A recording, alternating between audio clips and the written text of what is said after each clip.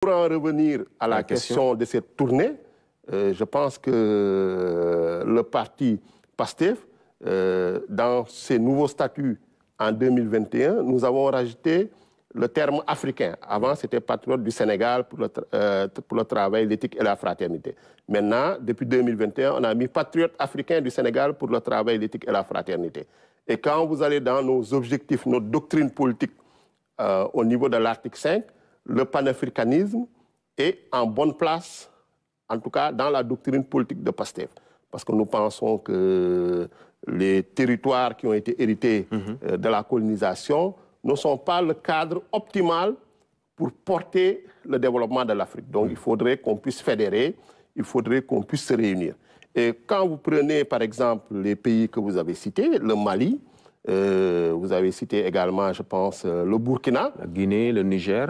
La Guinée, le Niger. On se rappelle que nous partageons des frontières, nous avons partagé également une histoire, en tout cas millénaire, l'Empire du Mali, l'Empire du Ghana, jusqu'après la colonisation, l'Afrique occidentale française.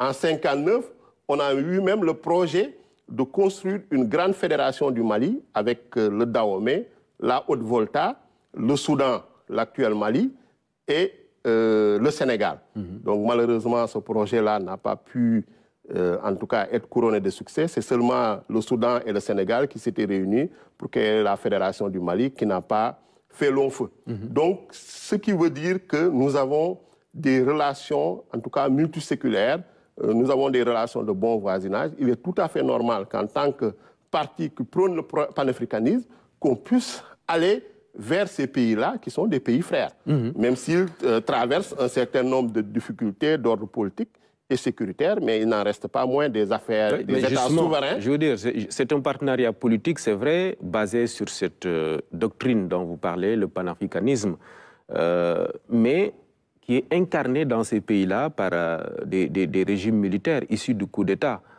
Or, ce qu'on connaît de notre pays, le Sénégal, c'est l'exception démocratique. Et le PASTEF, aujourd'hui, n'est plus un parti d'opposition, c'est vous qui exercez le pouvoir. Bien sûr, mais vous voyez qu'on fait la distinction entre l'État et le parti. C'est pourquoi le président de la République a eu à démissionner de ses fonctions de secrétaire général. C'est également pourquoi, quand le Premier ministre, en tout cas, préside une réunion de PASTEF, c'est en tant que président du parti. Donc, il fait en sorte de ne pas utiliser les moyens de l'État. Maintenant, en tant que parti politique, qui prônons la souveraineté, qui prônons le panafricanisme, nous avons en tout cas l'ambition de développer des projets panafricanistes. Et avec qui on va développer ces projets panafricanistes? C'est bien sûr avec les pays avec qui l'on entretient une histoire, des traditions, le même, en tout cas, les mêmes valeurs africaines positives et également des traits socioculturels très forts sur le plan ethnique, sur le plan culturel, sur le plan religieux. Donc quand on parle de la Guinée, c'est un pays voisin. Quand on parle du Mali, c'est un pays voisin. Quand on parle également du Burkina, c'est la capitale de l'UEMOA. Donc il ne faut pas réduire ces pays-là simplement à une conjoncture politique pour les marginaliser ou en tout cas pour les sortir mais jusqu'à